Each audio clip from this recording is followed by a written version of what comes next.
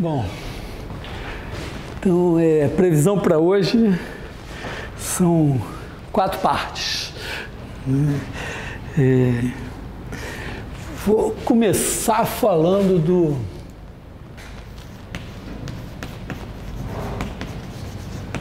oscilador harmônico. Vamos dizer assim. O oscilador harmônico seria o sistema massa-mola ou massa elástico. E como a gente desenvolveu a exponencial complexa e tudo, vou lidar com isso, né? Quer dizer, o nosso sistema seria assim, vou imaginar no R2, portanto, o plano complexo, você tem a origem, aqui nós temos essa é a posição de repouso do nosso elástico, a gente puxa, então aqui a gente vai ter uma posição Z, e aqui nós vamos ter uma força que vai ser menos K ao quadrado Z. Isso daqui vai ser a massa vezes a aceleração. Então isso aqui, vamos dizer, nos dá uma equação diferencial que seria mz dois pontos mais K2Z igual a zero. Vou desprezar aqui atrito.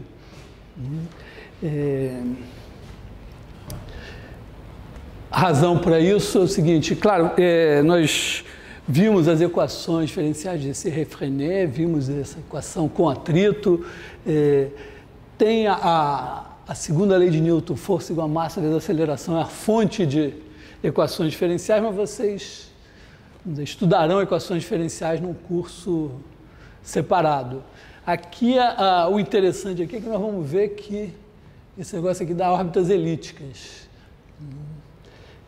Bom, aqui o K2 em parte porque, para dizer que é positivo, mas o M também é positivo e não está M2. Então, isso daqui, essencialmente, dividindo por M, né, é Z dois pontos mais K2 sobre MZ igual a zero. E vou olhar para isso como uma equação, vou chamar isso aqui como se é positivo, vou chamar de ômega 2, né, e aí a gente vai ter uma equação que vai ser D2 mais ômega 2 Z igual a zero. Z, supostamente, Z é uma função, não sei se ela vai estar definida em R, mas idealmente definida em todos os reais a valores em C, que é o R2. Então, isso aqui é, vamos dizer, a nossa mesa, aqui é o furinho da mesa, lá atrás está preso o elástico, a gente puxa e tem isso. Isso aqui, o problema aqui é que as raízes, aqui a equação correspondente seria a equação correspondente seria x2 mais ômega 2x, mais ômega 2 só, igual a zero, né? O x corresponderia à primeira derivada. E isso daqui vai dar x2 igual a menos ômega 2, então x igual a mais ou menos ômega i. Então, graças a Deus, na verdade não, graças a Deus, graças ao que a gente fez antes, nós estamos aqui nos complexos e isso não é um problema. Então, nós podemos escrever isso aqui, D mais ômega i, D menos ômega i, Z igual a zero. Podemos chamar isso aqui de alguma coisa, sei lá, Y. Então, nós ficamos com D mais ômega i, Y igual a zero. Isso aqui corresponde a Y ponto mais ômega i, Y igual a zero. Se a gente multiplicar por, se a gente aqui fizer, multiplicar isso aqui por E elevado a ômega i t, continua sendo igual a zero, e aí a gente vai ter E elevado a ômega i t y mais ômega i elevado a ômega i t, aqui é y ponto, y igual a zero. Isso aqui é a derivada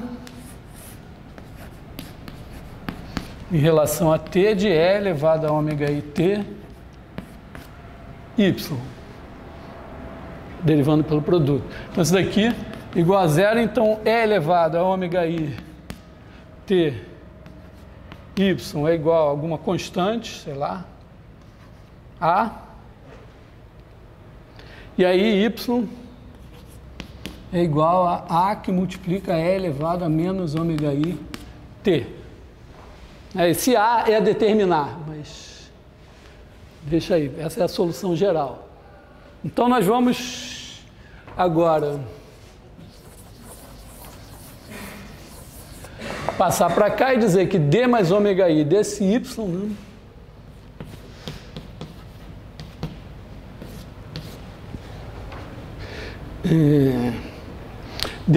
Aliás, D menos ômega i de Z, o Y a gente já achou, D menos ômega i de Z é igual ao Y, que é A elevado a menos ômega i t.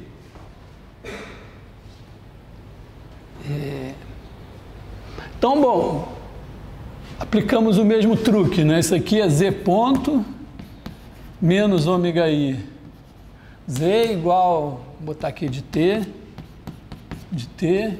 A elevado a menos ômega i t. Bom, vou fazer direto aqui, né? Se eu multiplicar, vamos fazer assim, multiplicar aqui por E elevado a menos ômega i t, eu vou ter aqui também isso aqui multiplicado por E elevado a menos ômega i t. Aí, isso aqui vai ser E elevado a menos ômega i t, Z ponto de t, menos ômega i, E elevado a menos ômega i t, Z de t, igual a E elevado a menos 2 ômega i t. A gente já viu que a exponencial complexa tem todas as propriedades boas. E isso daqui é a derivada em relação a t de E elevado a menos ômega i t vezes z. Isso daqui é igual a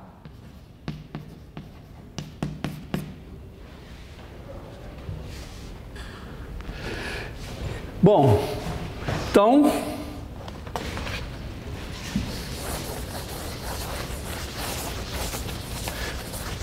tá na mão agora, né? A gente tem que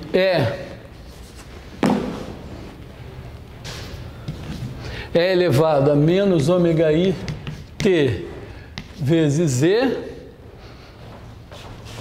é uma primitiva disso aqui. Já que a derivada desse é esse daqui é uma primitiva desse. Então, quem é uma primitiva desse? Bom, uma primitiva geral desse daqui é A sobre menos 2 ômega i é elevado a menos 2 ômega i t mais uma constante. Quer dizer, se eu derivar isso daqui, esse menos 2 ômega i corta com esse, fica só o A, o B desaparece, e a gente sabe que isso aqui é a primitiva geral. Vamos dizer, o que vale para funções a valores em R, vale para funções a valores em C. Uma maneira simples é dizer assim, a função a valores em C é uma função a valores em R2. Oi, errei? Hã? Certo? Tá? Uma função a valores em C é uma função a valores em R2. Então, ela tem uma componente X, uma componente Y, uma primitiva dela é uma primitiva na componente X com uma primitiva na componente Y. E essas primitivas são únicas a menos de constante. Então, você vai somar uma constante na componente X, outra na componente Y. Então, você tem uma constante em R2. Então, isso aqui é um número complexo. Tá? Quer dizer, aqui o A, eu não chamei a atenção, mas como nós chamamos de complexo, o A é um número complexo, o B é um número complexo. Então, isso aqui vai nos dar Z de T é igual a sobre menos 2 ômega i, multiplicando, né, por E elevado a ômega i t dos dois lados, eu vou ter aqui E elevado a menos ômega i t mais B E elevado a ômega i t. Bastante conveniente, né? Na verdade, isso aqui são duas constantes. Isso aqui eu posso chamar de uma constante C1, isso aqui de uma constante C2, e aqui a raiz R1 e aqui a raiz R2. São as duas raízes. Bom... Hã? Do seno? Aqui tem senos e cossenos, né? A gente pode abrir isso agora em coordenadas, né? Quer dizer, isso aqui vai ser igual a um certo C1. Então, isso daqui é cosseno de ômega t. Vamos colocar assim, ó, seno de ômega t, usando o fato de que eu posso pensar um número complexo como um par ordenado, né? E aqui mais C2, aliás, aqui é menos seno, né? Porque aqui é seno de menos, cosseno de menos ômega t ou cosseno de ômega t. O seno de menos ômega t é menos o seno de ômega t. Então, vou aproveitar isso aqui. É importante aqui ter presente que acho que eu vou manter a notação complexa, né? Porque o C1 e o C2 são números complexos, então aqui vou ficar com o número complexo. Eu vou botar assim mesmo. Tá? Então vou botar aqui menos i e aqui mais i. Agora eu vou agrupar isso de outra maneira, né? Isso daqui vai ser C1 mais C2 cosseno de ômega t mais I C2 menos C1 seno de ômega t. Esse I aqui não quer dizer que esse seja a parte real e essa parte imaginária, porque C1 e C2 são números complexos. Então, tem nada garantido aqui. Mas, uma coisa a gente pode, talvez, observar rapidamente, é o seguinte, é que esses números aqui são quaisquer. Eu posso com C1 e C2... C1 e C2, em princípio, aqui são constantes a determinar. Talvez seja importante observar o seguinte, ó, que se eu fizer C1 mais C2 igual, sei lá, a alfa 1, ou B1, alfa 1, e C2 menos C1 igual a alfa 2, primeira coisa aqui, como alfa 2 pode ser qual? Pensando aqui, a minha questão é a seguinte, será que com C1 e C2 arbitrários eu posso obter alfa 1 e alfa 2 arbitrários aqui? Eu quero trocar, quero chamar isso aqui de C1, isso aqui de alfa 1, isso aqui de alfa 2, ou de epsilon 1 e epsilon 2. É só ver que esse sistema aqui tem solução única sempre, né? Quer dizer, se você der um alfa 1 e um alfa 2, sempre tem C1 e C2 que resolvem isso aqui. Então, significa que eu variando as constantes C1 e C2, eu obtenho quaisquer caras aqui. Então, eu arbitrar C1 e C2, ou arbitrar... E reciprocamente, né? Se eu der alfa 1 e alfa 2, eu acho C1 e C2. Então, em vez de arbitrar C1 e C2, eu vou pensar isso aqui. Isso aqui é um vetor, é um elemento dos complexos. Então, eu vou chamar de epsilon 1. Então, isso aqui é cosseno ômega t vezes epsilon 1 mais seno de ômega t vezes epsilon 2. E epsilon 1 e epsilon 2 são elementos de R2. Então, vou fazer uma figura. A figura é a seguinte.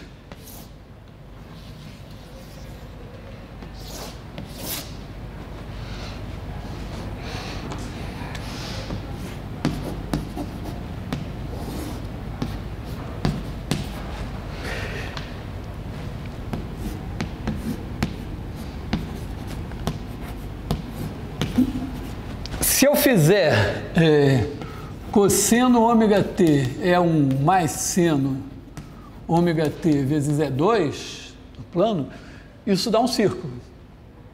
Um círculo percorrido com velocidade angular constante ômega. Se eu fizer a transformação, t que leva E1 em ε1, E2 em ε2, e disser, não, eu vou pegar a transformação linear que faz isso. Essa transformação vai pegar essa figura aqui e vai levar em alguma coisa mais ou menos assim. Vai ter que vamos dizer, sei lá, coisa mais ou menos assim. E a gente sabe que uma transformação linear leva um círculo numa elipse. Então, isso aqui nada mais é que a imagem desse círculo por essa transformação linear, que em princípio é uma elipse. Claro, se ε1 e ε2 forem linearmente dependentes, isso vai dar um segmento. Corresponde ao caso da mola, vamos dizer, de eu soltar ou dar a velocidade inicial alinhada com a origem e a posição atual.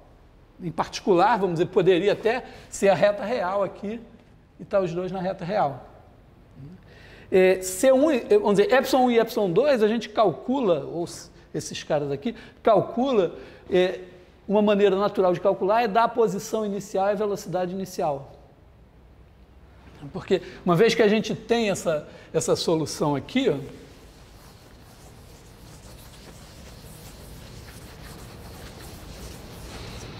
se você fizer t igual a 0,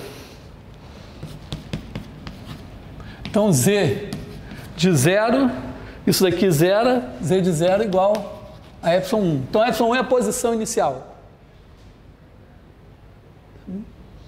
E se você derivar, imagina que você dê a velocidade. É bastante normal você ter como dados do problema a posição inicial e a velocidade inicial.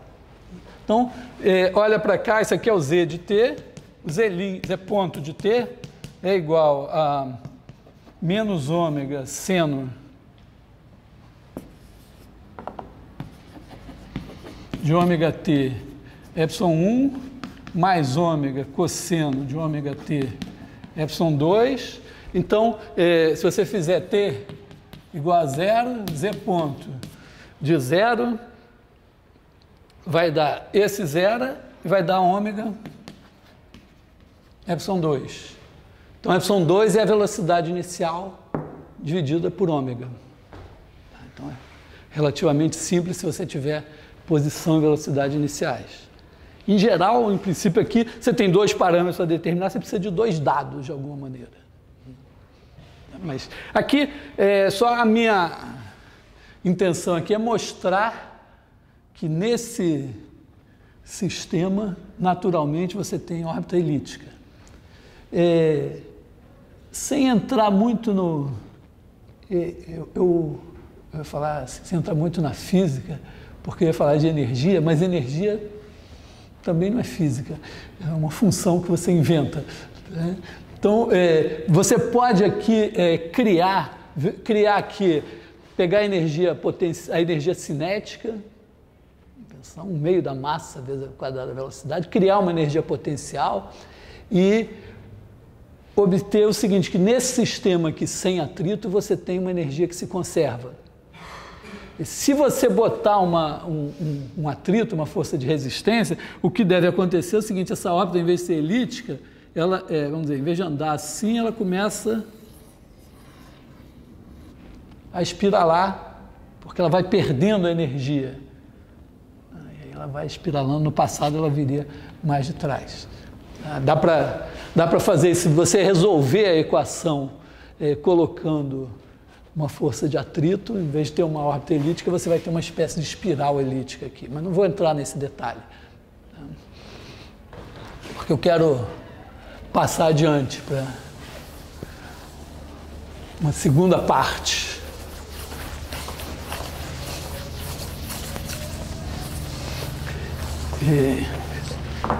Porque eu estou pensando aqui o seguinte, eu vou eu tiro o oscilador harmônico, você tem órbita elíptica. Nós temos também, no caso da gravitação, órbitas elípticas. Como no caso da gravitação, naturalmente você pensa numa elipse, mas, em que o planeta orbita numa elipse, tendo o Sol num dos focos, é razoável pensar num tipo de equação de cônica que bote um dos focos na origem. Isso em coordenadas polares sai relativamente simples. Se você colocar aqui assim, colocar aqui a origem, colocar a diretriz da cônica aqui, e der uma excentricidade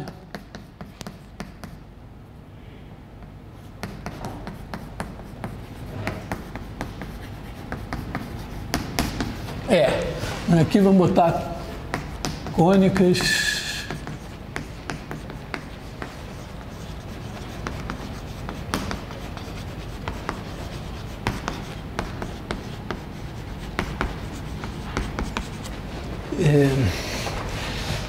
supõe que a gente tem essa distância aqui, é D. Então você bota o ponto P aqui, e aí você tem essa distância aqui é R, e essa distância aqui, ó, como esse ângulo é o θ, isso daqui é R cosseno θ mais D. Então você tem naturalmente a equação R dividido por R cosseno θ mais D é igual a excentricidade.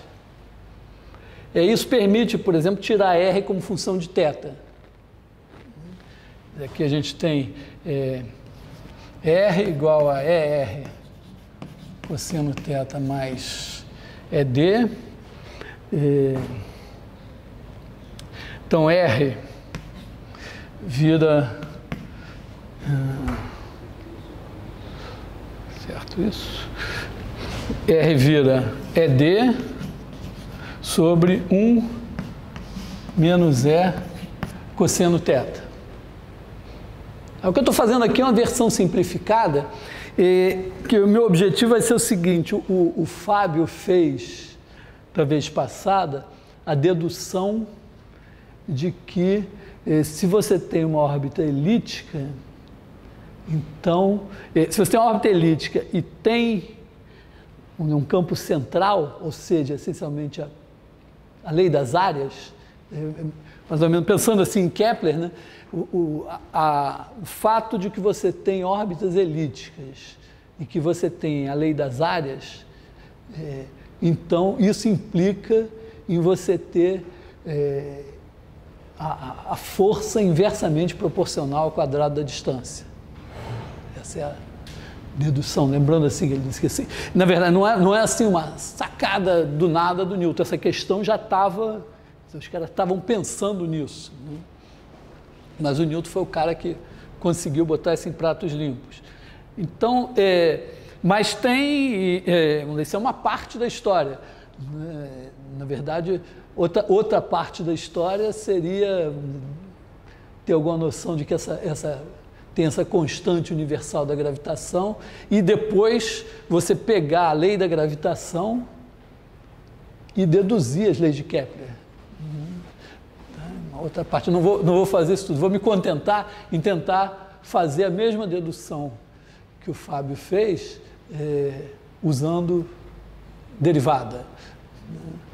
Então, nós vamos supor isso. No caso geral, em que você quer partir das leis de Newton para chegar nas leis de Kepler, em princípio, você não vai poder supor que a sua órbita elíptica vai estar assim, né? Porque essa órbita elíptica tem uma simetria aqui. Então, na verdade, você tem que fazer essa dedução com a diretriz um pouco para cá, mas eu vou economizar isso. Só chamar atenção para o fato de que aqui eu não supus em momento algum que isso aqui era uma elipse. Isso aqui vale em princípio, para parábolas e para hipérboles também. Só tem que tomar o cuidado que, no caso da parábola, E é igual a 1. Então, quando o cosseno θ for 1, esse R é infinito. Bom, é mais ou menos óbvio, né? Parábola vai ter, para cada ângulo, você vai encontrar um ponto, tá? Porque isso aqui está dando para cada ângulo, como é que você acha o R correspondente a esse ângulo? Todo ângulo tem, exceto o ângulo 0. Quando você fizer 0, você não vai achar ponto nenhum na parábola. Então, no caso da parábola, você fica com θ de 0 a 2π aberto. O caso da hipérbole é mais interessante, porque aí é maior do que 1, e você vai ter, basicamente, uma situação assim, tem aqui, vamos dizer, a nossa hipérbole vai ter uma cara assim, aqui tem a diretriz, e ela vai ter, tem esse lado de cá. E aí o que acontece? Se você pegar o ângulo, se você fizer as contas, tem que aparecer isso, né? Quando você trabalhar com o ângulo daqui até aqui, você não acha nada. Para qualquer θ que você pegar aqui, esses são os θ para os quais esse negócio vai dar negativo. Como é maior que 1, se o cosseno for muito grande, quer dizer, muito próximo de 1, esse negócio aqui dá maior do que 1, se dá negativo, você não acha R. Aí, depois, a partir daqui, tudo bem, você tem todos os ângulos possíveis a partir de R, a partir desse, né? Cada um deles vai dar um R. Mas, e esse ramo de cá? Se você fizer a conta para esse ramo de cá, você vai ter que, vamos dizer, fazer uma pequena alteração, mas que no fim equivale, se você fizer as contas e tal, olhar, equivale ao seguinte: se você considerar esses ângulos aqui, para cada ângulo aqui, se você pegar e olhar para trás, quer dizer, em vez de pensar um R positivo, se você pensar um R negativo, você acha um cara aqui. Então você pode usar essa mesma fórmula, no fim das contas você vê que se você usar essa mesma fórmula aqui e aceitar todos os ângulos exceto esses dois, que vão realmente dariam as assíntotas, né? Você acha para os ângulos daqui até aqui o valor de R negativo, e ele corresponde, se você marcar o R negativo aqui, você acha o ponto do outro ramo. Aí depois você salta esse ângulo e aí você retoma nesse ramo de cá até, vamos dizer, chegar ao fim aqui.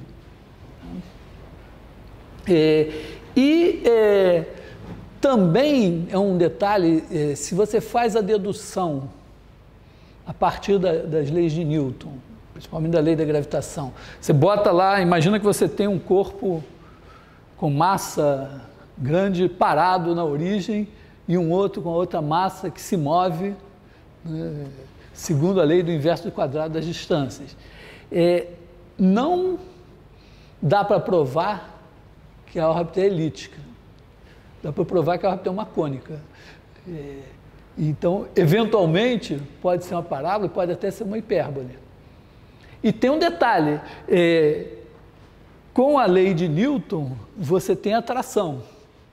Mas se você pensar na lei de Coulomb, por exemplo, que vamos dizer, seria um análogo da lei de Newton para cargas elétricas, se você pensar alguma coisa assim, tipo lei de Coulomb, que em vez de estar atraindo, tivesse com cargas de sinais iguais repelindo, então você pode ter uma órbita que seja assim.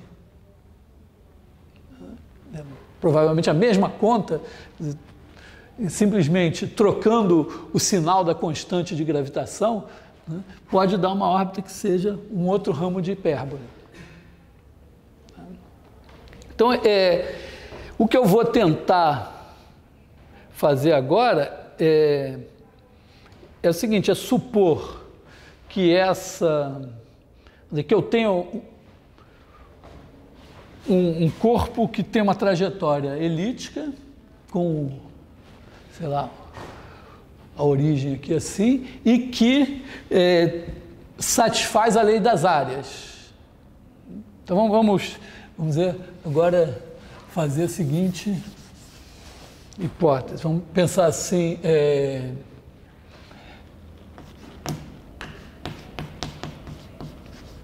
Kepler implica lei da gravitação.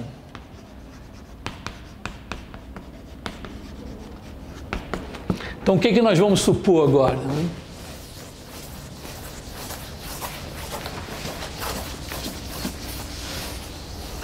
Vamos supor que a gente tem um sistema de coordenadas assim e que a gente tem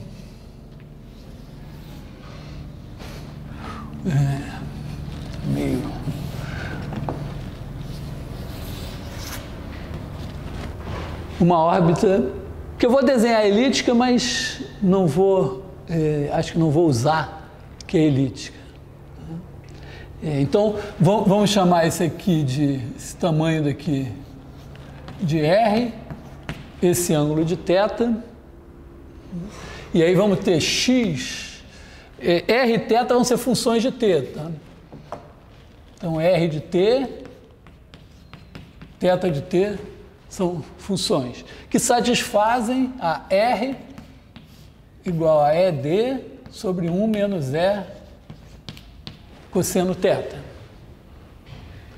E nas coordenadas cartesianas nós vamos ter x de t igual a R de t cosseno θ de t, y de t igual a R de t seno θ de t.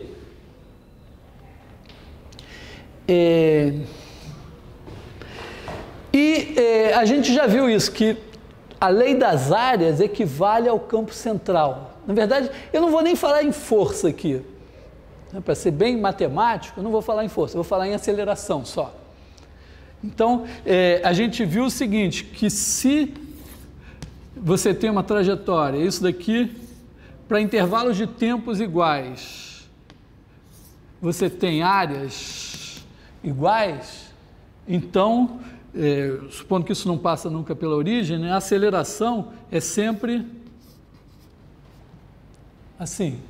Basicamente, vamos talvez recordar isso, né? Aqui o elemento de área, aqui assim, né, você pensa nisso, então você escreve aqui C de t mais ΔT, e aí você faz o produto vetorial. Essa área daqui, essencialmente, é um meio do determinante de C de t com C de t mais ΔT menos C de t. Quer dizer, você tem esse cara com esse daqui, o determinante dos dois dá essa área sendo positiva aqui assim. Isso vamos dizer, isso aqui é o ΔS. Se você dividir por ΔT, você tem isso. Passando ao limite, né, vamos dizer, aqui pensando, né, C de t igual a x de t, y de t. Mas passando ao limite, você vai ter ds dt igual a 1 meio do determinante de C de t, C ponto de t. Tá?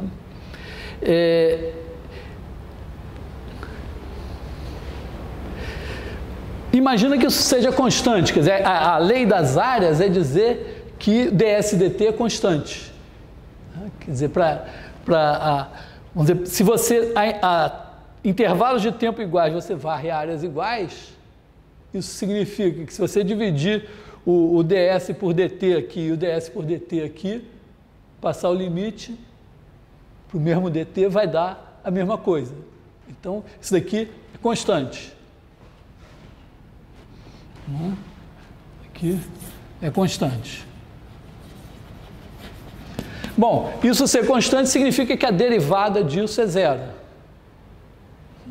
Então, a derivada disso é derivada disso aqui. Então, o determinante... Posso jogar esse meio fora, porque vai ser zero, o meio não vai dizer nada. O determinante de C de T, C2 pontos de T, mais o determinante de C ponto de T, C ponto de T, isso é zero. Aqui se deriva como um produto.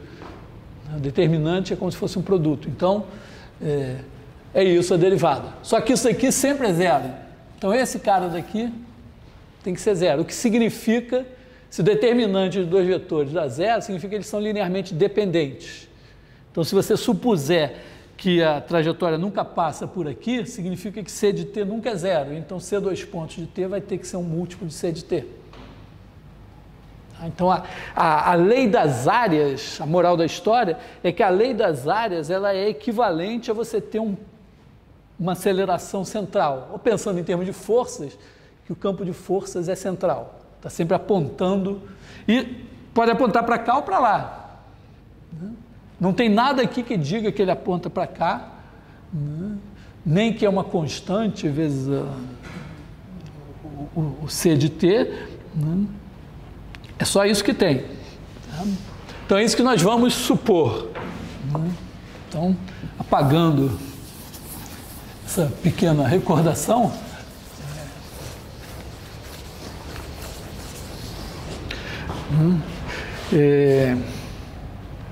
então, nós vamos supor que x dois pontos, y dois pontos é igual a alguma coisa vezes xy. Essa a nossa hipótese, já que nós não estamos imaginando a hipótese do cara passar pela origem. Bom, então isso é o que nós sabemos. Sabemos isso aqui. E nós queremos que isso aqui implique que a aceleração seja inversamente proporcional ao quadrado da distância.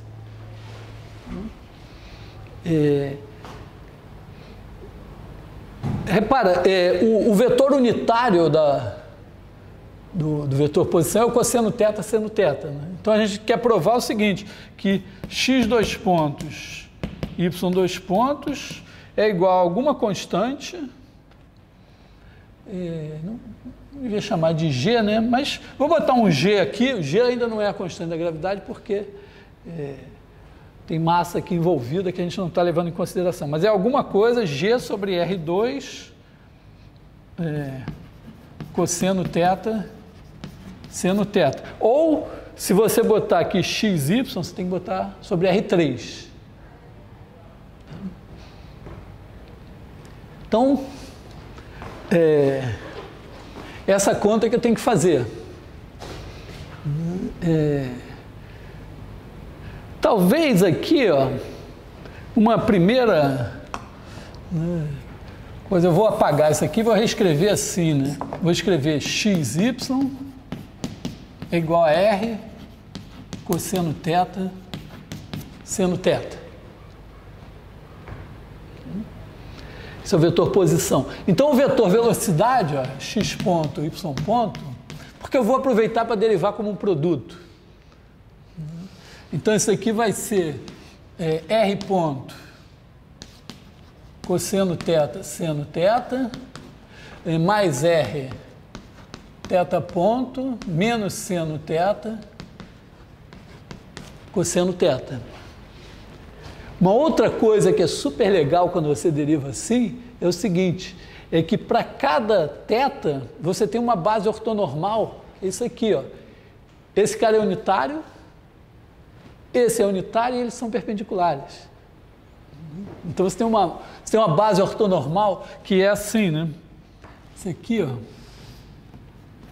é o cosseno θ seno θ e esse cara daqui é menos seno θ cosseno θ. E é legal porque a derivada desse é esse e a derivada desse é menos esse. Então você pode ir derivando que eles sempre reaparecem. Então, bom, eu preciso do x dois pontos. X dois pontos. Y dois pontos. Bom, aqui vai dar R dois pontos. Né, que é derivando aqui. Se eu derivar, vou pegar a derivada daqui, que tem... que vai fazer esse cara aparecer aqui, né? Então aqui eu tenho mais menos R θ ponto ao quadrado cosseno θ seno θ, quer dizer, derivando aqui R, eu tenho R dois pontos vezes esse. Derivando esse daqui, já que eu vou derivar esse produto, derivando esse daqui, eu vou ter menos cosseno θ, menos seno θ vezes θ ponto, vezes isso daqui, dá esse cara daqui.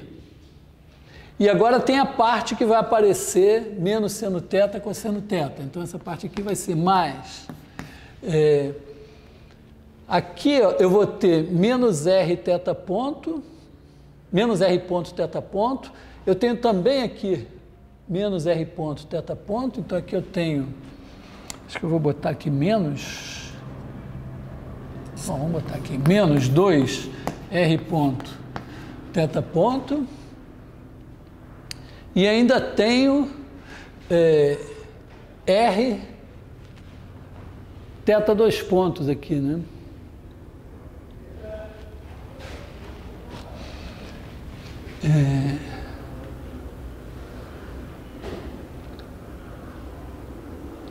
Peraí. 2R ponto θ ponto.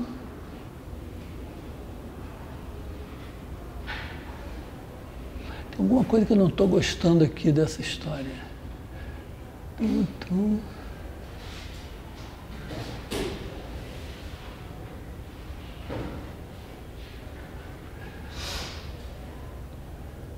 Não, aqui não tem menos, né? Eu acho. Aqui não tem esse menos, eu acho, né? Aqui quando eu derivar isso aqui, vai dar menos seno θ cosseno θ vezes θ ponto. E aqui quando eu derivar esse, então aqui não tem menos. E aqui tem mais R θ dois pontos, e aí menos seno θ cosseno θ. Então, o meu vetor aceleração, o meu vetor velocidade é essa combinação linear desses dois, e o vetor aceleração é essa combinação linear desses dois. Tá? Derivando pela regra do produto. Quer dizer, eu estou usando a derivada, o seguinte, que se eu fizer alfa de t vezes u de t com alfa escalar e o vetor, eu derivo a derivada desse vezes esse, mas esse vezes a derivada desse. Bom... O que isso nos diz? Olha, isso aqui está dizendo que a aceleração é linearmente dependente com a posição. Quer dizer, a aceleração não tem, só tem componente na direção da posição. Isso daqui é componente na direção da posição, porque a posição é R vezes esse cara. Então, isso daqui tem que dar zero. Então, campo central, vamos dizer, lei das áreas,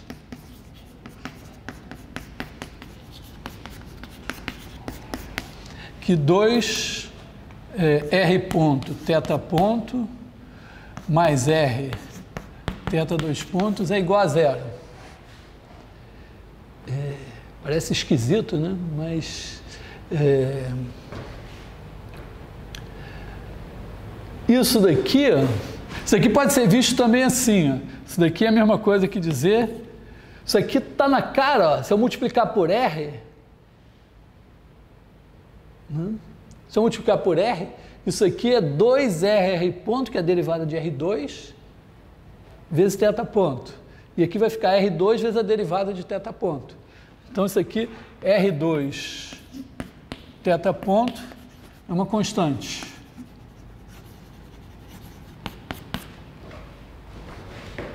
Tá? Essa constante é o seguinte, a lei das áreas pode ser vista também assim, em coordenadas polares. Se você pegar aqui R e θ, isso daqui é o dθ. Então, se você aproximar essa área pela área, vamos dizer, pensando aqui, R é esse tamanho aqui, esse arco aqui é R dθ. Então, aqui vai ser R vezes R dθ sobre 2.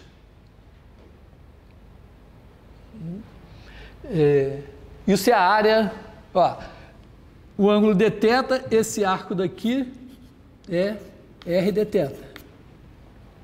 Vezes R, a área do setor é o raio vezes o arco sobre 2. Então, é isso daqui. Isso daqui é a variação de área. Isso daqui é constante, independente do intervalo de tempo que você pegue. Então, se você dividir por dt e passar o limite, isso daqui vai ter que ser constante. Então, isso é dizer que R2 θ ponto constante. Então, isso aqui é exatamente a lei das áreas em coordenadas polares. Bom, então, moral da história, até agora, né, é que R2 θ ponto é igual a um certo K. E, bom, a gente tem que ver quem é. Então, na verdade, né, virou isto aqui.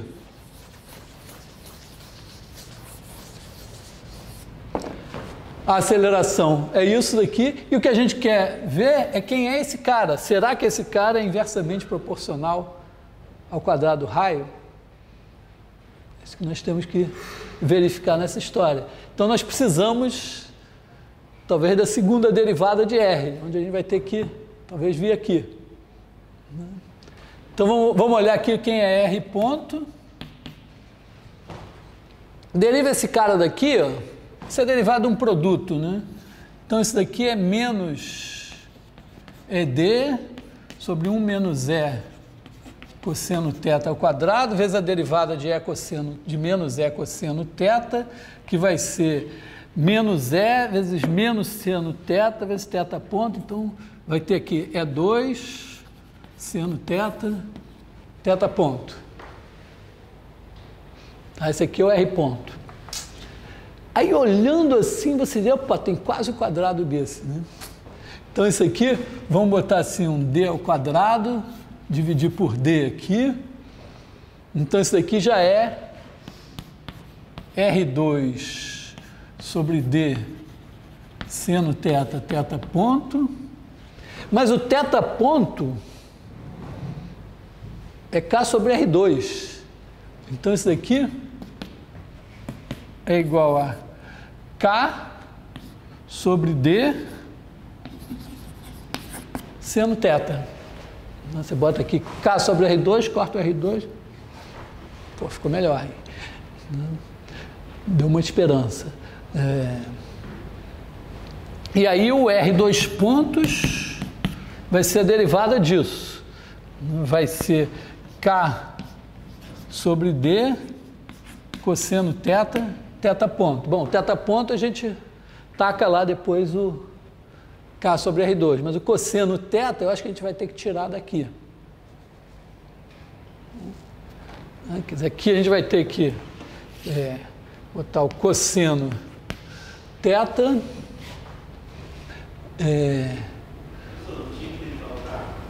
Não, K é uma constante, porque a gente chegou à conclusão que R2, a lei das áreas é que R2 θ ponto é uma constante. Eu chamei essa constante de K. Constante, inclusive, não precisa ser positiva, porque se andar para um lado Quer dizer, porque a constante é a taxa de variação da área, né? Se o cara andar para um lado, essa taxa de variação é positiva, se andar para o outro é negativa. Bom,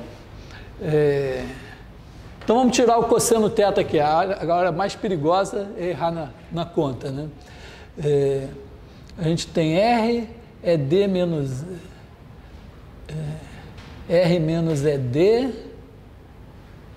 sobre E, né?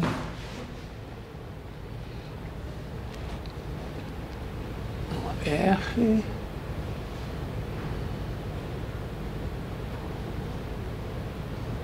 eu acho que isso aqui é igual a... Vê se é isso aqui.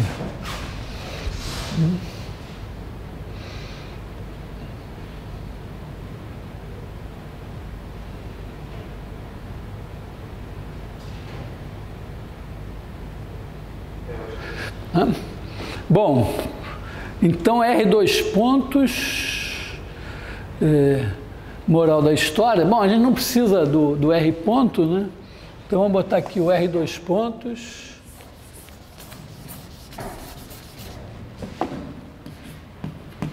R dois pontos é igual a K sobre D vezes R menos ED sobre ER, vezes o θ ponto, que é K sobre R2. Então, K2, R3. Então, vou fazer uma coisa ousada, apagar aqui, na esperança que esteja tudo certo. Se no fim der errado, eu vou ter que conferir essas contas todas. Bom,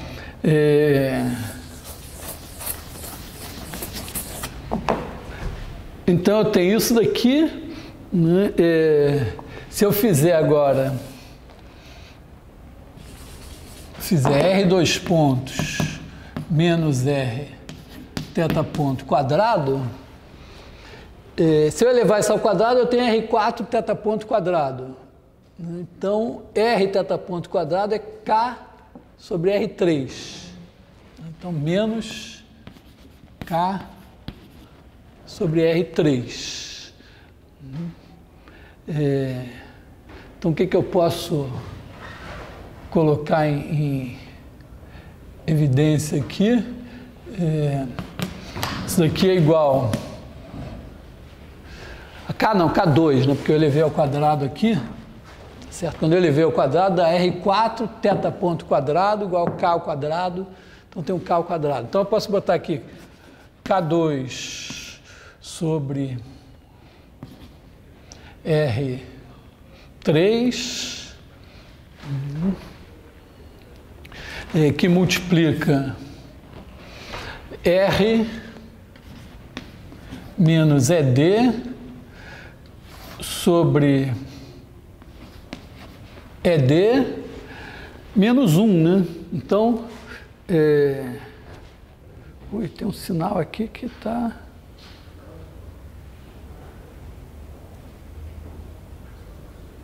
Está desagradável.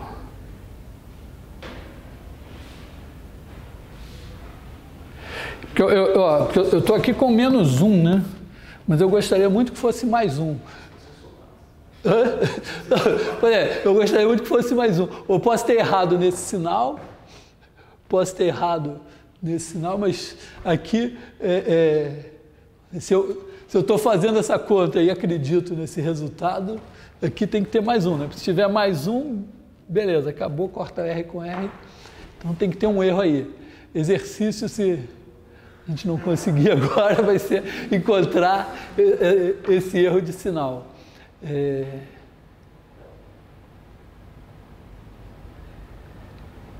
Deixa eu ver aqui, eu errei, não? R menos ED... Não, né?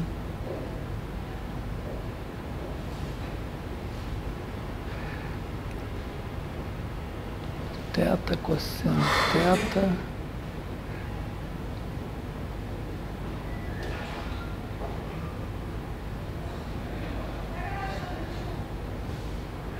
Não tinha um menos? Quando eu derivei isso aqui, será que não tinha um sinal menos aqui, talvez? Talvez tivesse um sinal menos, esse cosseno aqui. Vou dar uma conferida nesse cara daqui. Né? R ponto é igual a menos ED sobre 1 menos E cosseno θ ao quadrado. Depois eu tenho vezes a derivada disso daqui, que vai dar, aqui tem E2 e aqui eu tenho seno θ ponto. Então esse cara daqui tem um menos aqui, né? Então isso aqui é igual a menos, se eu botar aqui D2 sobre D, isso aqui é menos R ao quadrado, seno θ, e aí eu tenho K sobre R2, tem o D aqui ainda, né? Então ficou menos K sobre D seno θ. E aí o R, dois pontos, ficou menos K sobre D cosseno θ ponto. Aí o cosseno θ deu esse R menos ED sobre E. R menos ED sobre ER, né? Então tinha um sinal menos aqui, porque aí depois eu multipliquei pelo θ ponto, que é o K sobre R2, por isso deu esse R3, deu o K2 aqui, então aqui tinha um menos. Né? Esse menos veio então inteiro para cá e esse cara virou mais um. Certamente o futuro telespectador estava agoniado já há uns minutos, dizendo, pô, o cara errou na conta aqui. Bom, então, não, uma parte das pessoas está vendo, vê você errar na conta daquela agonia, o cara não vai corrigir. Bom, então agora quando soma isso daqui, dá menos K2 sobre ED 1 sobre R2.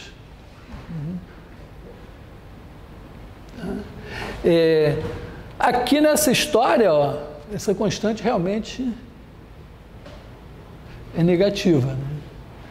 Porque, por quê?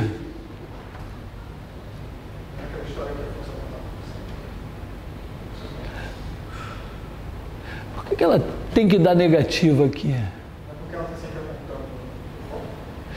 Não, mas é porque eu falei que como eu supus que aqui é uma cônica, eu não supus que é uma elipse. Né? Bom, mas é que o R do lado de cá, é negativo, talvez tenha alguma mudança, mas vale a pena investigar isso. Se você fizer essa conta com o ramo de cada, supondo que seja uma hipérbole, botar o ramo de cá, olhar e ver se essa constante deveria ficar positiva, né? Você deveria ter uma força de repulsão. Você tem uma força de repulsão aqui, aí o negócio vem e vai embora. Bom, então, moral da história, usando cálculo, a gente pode chegar à mesma dedução. Mas isso é uma parte do exercício. O resto do exercício é, usando cálculo ainda, usar a terceira lei de Kepler, aquela dos períodos, né? Talvez ela nos dê alguma coisa mais aqui, talvez na existência da constante universal, né? Certo? Porque isso aqui, para cada, vamos dizer, essa constante aqui, que tudo bem, isso aqui está na aceleração, Então, você usando lá a segunda lei de Newton, você pode eventualmente colocar aqui que isso eventualmente será, a força será proporcional ao produto das massas. Mas a constante ainda não tem nada de universal nela. Não tem nada aqui que esteja dizendo que a constante que vai aparecer na órbita de um corpo celeste vai ser a mesma para a órbita de outro corpo celeste. Então, talvez a lei que tem uma constante universal, pode ser que dê a constante universal da lei de Newton. E a outra parte do trabalho seria supor as leis de Newton, em particular da gravitação, e demonstrar as de Kepler. A lei das áreas já está demonstrada, porque a lei de Newton diz que o campo é central. Então, varre áreas iguais em tempos iguais.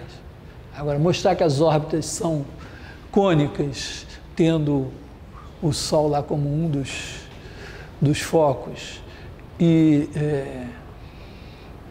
mostrar a questão também, no caso das órbitas elípticas do período, tem que fazer um trabalhinho. E passa eventualmente por resolver equação diferencial, tem uma lista de problemas lá no texto que é para fazer isso.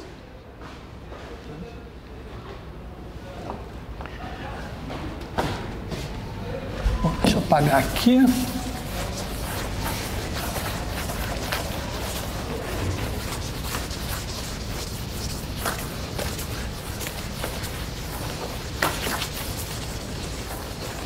Eu estou mais usando isso como um pretexto para amarrar algumas coisas que a gente fez e trazer as cônicas de volta, né? E tem uma coisa muito interessante, que é uma relação entre a elipse do oscilador harmônico e a elipse da gravitação. Eu vou só fazer uma partezinha do trabalho, que é o seguinte, pensa assim no plano complexo e considera que você tem, vamos dizer, as elipses do oscilador harmônico são elipses com centro na origem. E as elipses da gravitação são elipses com um dos focos na origem. Então você tem o conjunto das elipses brancas, são elipses de centro na origem. O conjunto das elipses cor de laranja são as elipses com um dos focos na origem. Se você pegar a função de variável complexa que leva um número complexo z no número complexo z ao quadrado, essa função transforma elipses brancas em elipses laranjas. E mais, né, quer dizer, qualquer elipse de centro na origem é transformada numa elipse com foco na origem. E todas as elipses com foco na origem são obtidas assim. Quer dizer, a transformação é sobrejetora. Não deve ser bijetora, porque isso aqui não é bijetivo. Isso vai... Vou procurar mostrar isso de uma maneira assim, um pouco interessante. Isso você encontra, tem um livro do matemático russo chamado Arnold. Arnold foi um dos grandes matemáticos do século XX, e ele tem um livrinho sobre Newton, Barrow, Huygens, sei lá, os caras da época, em que ele, de passagem, mostra isso aqui. Muitas outras coisas. É um livrinho que dá para ler, só não tem pré-requisitos além de cálculo de uma variável. Bom, eu vou começar com a transformação do Zhukovsky.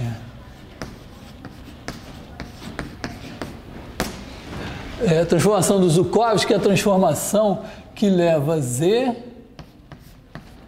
e 1/2 de z mais 1 sobre Z. Vou ser legal, vou colocar cortar o Z aqui, tá? No plano complexo.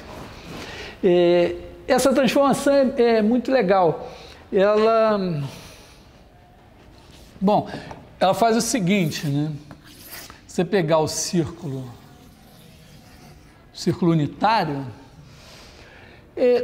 tá claro, né, que, vamos dizer, se você pegar um cara aqui, Z, e pegar o 1 sobre Z aqui, o Z e o 1 sobre Z são levados no mesmo cara, né? Porque Z mais 1 sobre Z é igual a 1 sobre Z mais 1 sobre Z.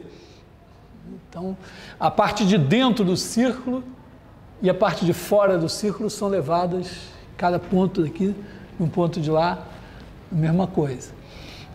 Também é fato o seguinte, que quando Z está no círculo unitário, o 1 sobre Z é o conjugado dele. Quando você soma Z com 1 sobre Z, você cai aqui. Você cai em duas vezes isso. Como você tem o meio, você cai aqui. Então, o círculo unitário é levado nesse segmento aqui. Mas isso é só a parte menos interessante. A parte mais interessante da coisa é a seguinte: qualquer círculo de centro na origem é levado numa elipse com focos em menos 1 e 1. Outra parte que eu não vou deter é que, se você passar retas passando pela origem, são levadas em hipérboles também com esses focos. Sendo que a origem está fora aqui, né? Então, quando você pegar uma reta passando pela origem, você tem uma semi-reta aqui e outra aqui, cada uma vai ser levada num ramo de uma hipérbole com esses focos. Então, vamos começar fazendo essa conta aqui, né? Sei lá como eu vou fazer. Vamos pensar assim, pensa assim que x2 mais y2 é igual a R2. Então, o ponto xy, que é o x mais y, né, ele vai ser elevado em 1/2 de xy mais o 1 sobre... vamos pensar assim, x mais y, se você pegar o inverso dele, vai ser menos 1. Isso daqui vai ser x menos y sobre x2 mais y2. Então, isso daqui é 1 sobre R2 x menos y.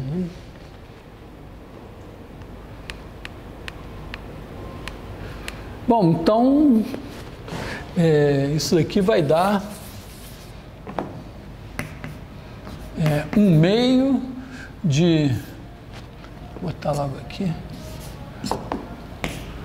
1 mais 1 sobre R2 x, 1 menos 1 sobre R2 y. Bom, mas isso aqui é uma... Quer dizer, é como se você tivesse pego esse círculo aqui e multiplicado essa coordenada por 1 sobre 1 mais R2, então esticado um pouco para cá, esticou um pouco essa daqui, e aqui você multiplicou por esse daqui, que eventualmente pode ter esticado também, né? Porque se o R for menor do que 1, por exemplo, isso daqui pode ser um número relativamente grande, né? Mas certamente é menor do que esse. Então, quer dizer, que pode ser um número negativo, mas então isso vai virar alguma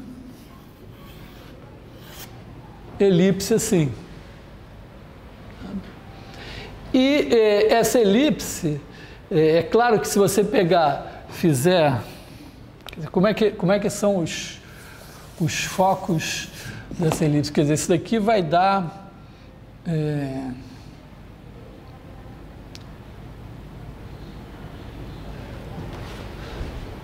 eu ver se tá bom de fazer assim.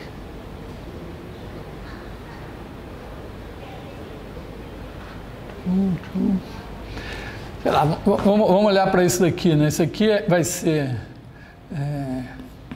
R2 mais 1 sobre 2R2, 2R2x, e aqui você tem R2 menos 1 sobre 2R2y.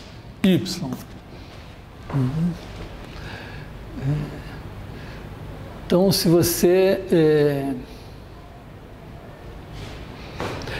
fizer isso daqui é U, isso daqui é V. Se você fizer U ao quadrado, dividir por isso daqui vezes R2, isso aqui ao quadrado vezes R2, então aqui vai dar... Ui, estou com vontade de fazer essa conta assim, é assim mesmo? U ao quadrado, aqui você vai... Vou botar aqui 4...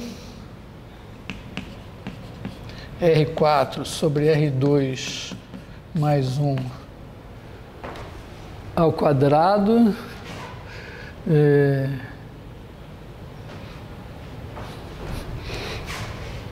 mais V ao quadrado sobre 4R4 sobre R2 menos 1 ao quadrado, isso deve dar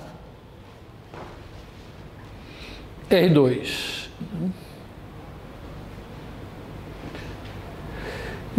Bom, então isso daqui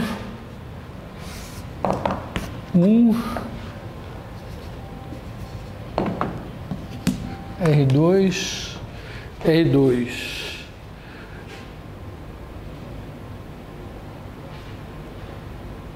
será que esse menos esse dá alguma coisa?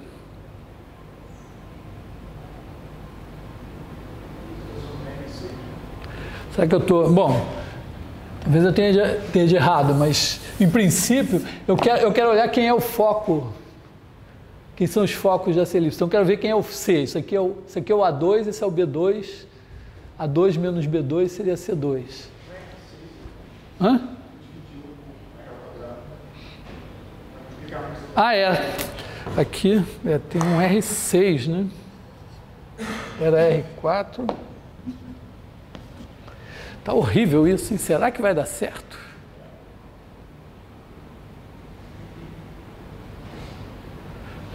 Estou levando muita fé.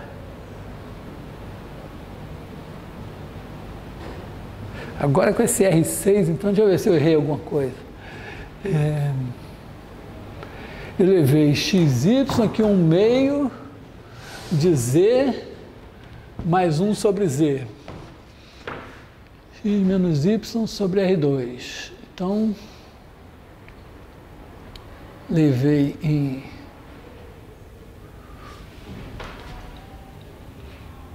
mais 1 sobre R2, x1 mais 1, 2 mais 1, Está parecendo isso mesmo, né?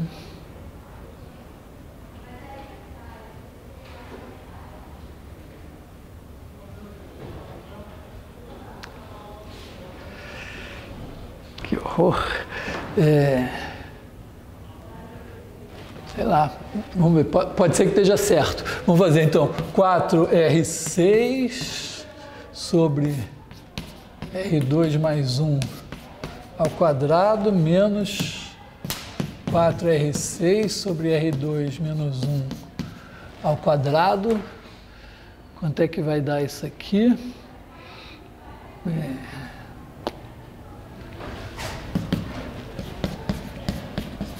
4R6 sobre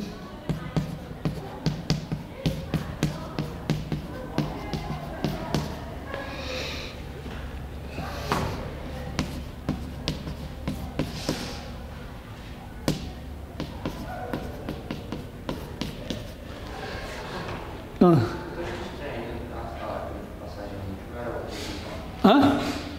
Essa última passagem, dividiu por... Eu dividi ao contrário, né? Foi isso aqui, uma besteira. Na verdade, eu tinha que dividir pelo quadrado disso, né? Então aqui teria que ter R2 mais 1 ao quadrado sobre 2R2 e aqui ter R2 menos 1 ao quadrado sobre 2... Não, aqui 4R2, né? Hã?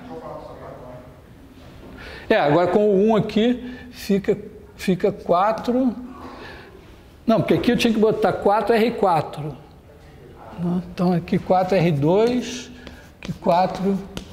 Então, é um pouco mais de esperança.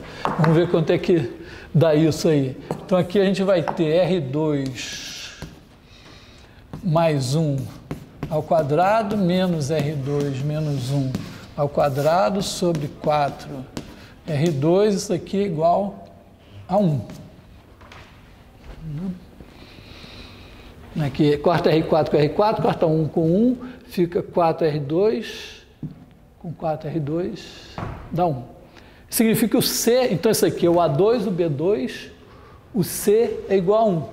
Então você está com uma elipse, né? Nossa elipse claramente tem centro na origem, tem um A aqui, um B aqui, e o C é 1. Então isso aqui é 1, aqui é menos 1. Então essas elipses têm foco em menos 1 e 1. Então, moral da história, essa transformação aqui, né, se eu pegar círculos,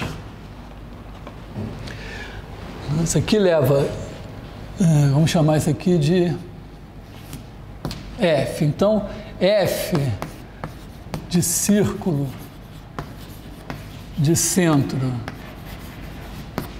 0 é igual a elipse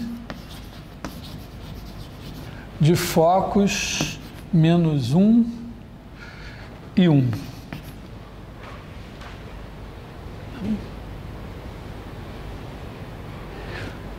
Muito bem. Oi. Só uma coisa. É porque o círculo unitário é elevado com segmento. Que é a elipse degenerada. Você tem isso assim, né? Você tem isso aqui, aí tem esses caras aqui. Qualquer círculo aqui assim vai virar uma elipse. Um círculo de raio menor aqui, ele também vai virar uma elipse aqui fora.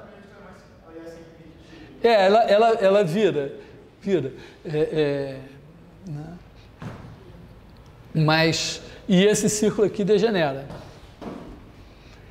Agora, por que isso daqui é bom? É bom pelo seguinte, ó. Imagina que você pega os pontos, imagina que Z pertence a círculo de raio R. Então, F de Z pertence à elipse de focos menos 1 e 1. Agora eleva, faz o F de Z ao quadrado. F de Z ao quadrado vai estar na imagem dessa elipse, mas F de Z ao quadrado vai ser o quê? Vai ser 1/2 de Z mais 1 sobre Z ao quadrado. Aliás, tudo aqui é ao quadrado. Que isso aqui vai ser 1/4. Aí você tem aqui Z2 mais 1 sobre Z2 mais 2.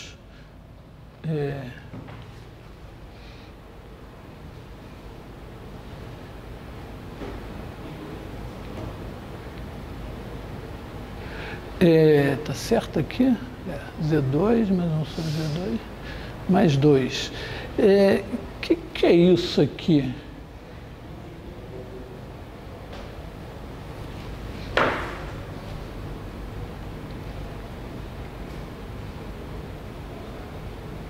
Isso daqui eu posso escrever assim, né? Isso aqui é um meio de de Z2 mais 1 sobre Z2 mais 1.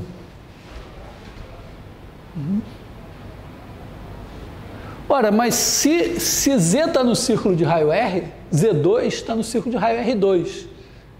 Então, Z2 mais 1 sobre Z2, dividido por 2, está numa elipse. Então, isso daqui está numa elipse de focos menos 1 e 1. Quando eu somo 1, ela anda para cá e esse foco vai parar na origem. Então, legal. Então, mas agora vamos melhorar só um pouquinho isso, né? Em vez de agora, isso aqui só está me dando elipses de foco menos 1 e 1. Se eu multiplicar isso daqui por um número complexo, C qualquer, o C qualquer, o que ele faz? Multiplica pelo módulo de C, então faz uma motetia, leva os focos, vamos dizer, de menos 1 para, sei lá, menos alguma coisa, mais alguma coisa, e depois roda. Então agora, isso daqui me dá, variando C, eu tenho qualquer elipse agora. Se eu pegar um círculo de raio R, ele vira uma elipse de focos menos 1 e 1, e eu posso agora pegar essa elipse e simplesmente fazer uma motetia, essencialmente a mesma elipse, mas maiorzinha e rodada.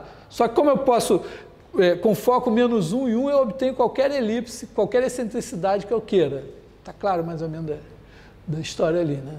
Eu obtenho qualquer excentricidade. Então eu obtenho, primeiro, sem multiplicar por C, elipses de excentricidades arbitrárias, só que com focos em menos 1 e 1. Quando eu multiplico por C, eu obtenho elipses de excentricidade arbitrária com focos em qualquer lugar, desde que eles sejam simétricos em relação à origem. Então eu obtenho todas as elipses de centro na origem. Quando eu elevo essas elipses ao quadrado, eu multiplico isso por C ao quadrado. Sem multiplicar por C ao quadrado, eu tinha elipses vamos dizer, com um dos focos na origem, com eixo de simetria horizontal e distância focal 2. Só que agora, quando eu multiplico por C, primeiro eu altero essa distância focal para o que eu quiser, mantendo a excentricidade, e depois rodo. Então eu tenho, como aqui eu tinha qualquer elipse, vamos dizer, assim como eu tinha qualquer elipse aqui, eu vou ter qualquer elipse aqui. Então essa transformação, ela tem esse dom de transformar as elipses que são soluções da equação do oscilador harmônico em elipses que são soluções da equação correspondente à gravitação. Isso, na verdade, é parte de um trabalho acho que um astrônomo russo que viveu 100 anos atrás, um pouco menos, um pouco mais, que fez isso e ainda teve a ideia de fazer uma mudança de variável de tempo, de maneira que convertesse também uma equação diferencial na outra. Então cria uma fantasia interessante. Isso, na verdade, essa transformação aqui ela é interessante, é importante. A parte que eu comentei de leva círculos de centro na origem em elipses e dizer que leva retas assim em hipérboles, está relacionada com uma outra coisa que a gente demonstrou lá no comecinho das cônicas, né, que elipses e hipérboles com focos em comum se cortam ortogonalmente. Isso tem a ver com outra coisa que eu comentei, que funções de variável complexa, que são deriváveis no sentido complexo, preservam ângulos. Então, como essas retas cortam esses círculos ortogonalmente, é razoável que, como elas vão virar hipérboles com focos em -1, 1, e os círculos vão virar elipses com focos em -1, 1, elas vão continuar se cortando ortogonalmente. Bom,